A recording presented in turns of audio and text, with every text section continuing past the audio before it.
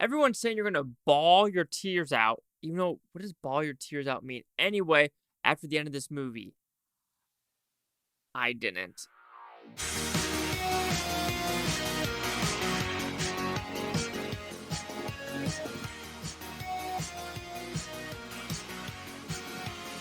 Chase Lee Hockey here with the Blue Futon reviewing Past Lives. So, what's this movie about? Pretty simple premise.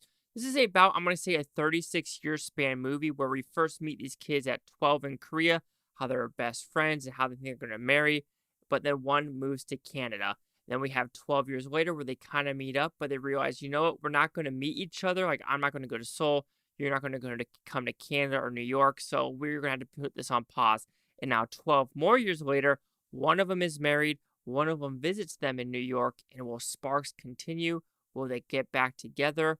Let's find out. So, do you like this film? I thought it was a well-made movie overall. So, this came out of the Sundance Film Festival, raving, saying it's one of the best pictures of the year. It's going to be one of the best pictures of the year. It'll make you cry. It'll make you think about the what-ifs of your past life. Yes, it made me think about the what-ifs of my past life, how there are two girls where I should have done something, step up to the plate, but I didn't step up to the plate, and it's only 100% my fault to blame. But after the movie was done and the credits rolled, I came out going, it's a good movie. I just don't understand the hype of a best picture, or I can understand maybe best actress and maybe screenplay, but just a best picture thing. It reminds me of a Coda where it's like, it's kind of a one and done for me. So when we talk about the positives, I do think the cinematography actually shined this movie about looking at New York in the right light. Same with Korea. We're getting some good Korea shots. We're getting some good New York shots. We're getting maybe some China shots and, some Canadian airport shots. But just the landscape itself, it is vast. It is lush. And I truly enjoy what they're doing. And instead of just focusing on close-ups, we're doing long shots of them walking through a park and watching them do after ADR, but it was actually just fun to see normal people walking with them, and it felt very natural, felt very organic. This is a very organic movie.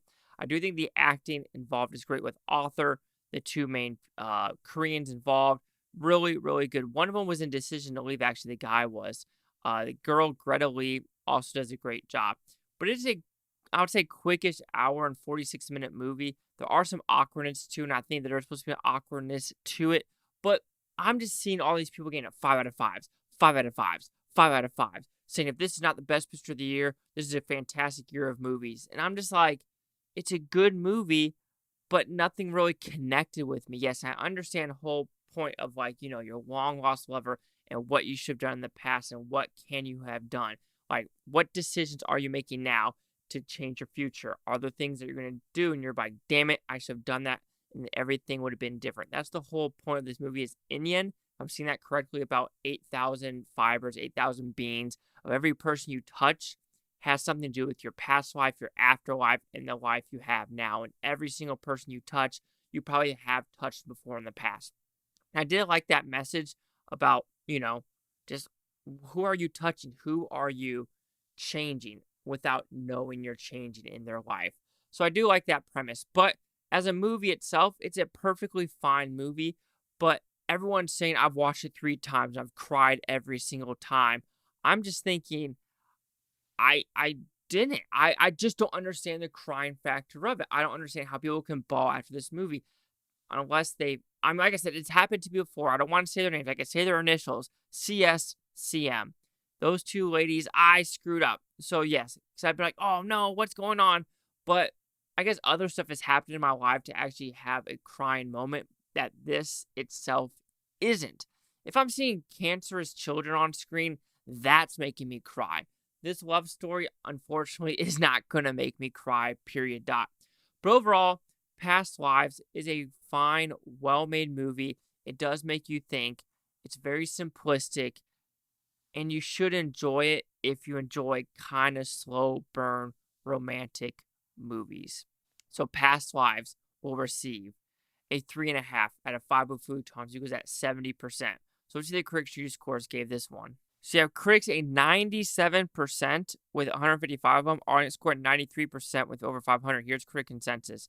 A remarkable debut from writer-director Celine Song. Past lives use the bonds between its sensitively sketched central characters to support trenchant observations on the human condition.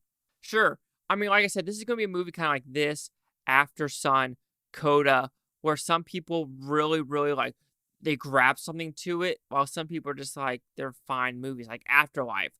Another A24 one where I'm just like, I don't see the appeal, and this is a good movie, but am I going to rewatch this movie?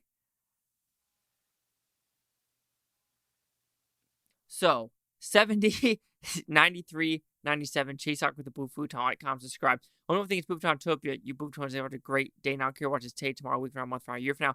I love every single one of you. Like I said, no Soul McGee, maybe? You might be right.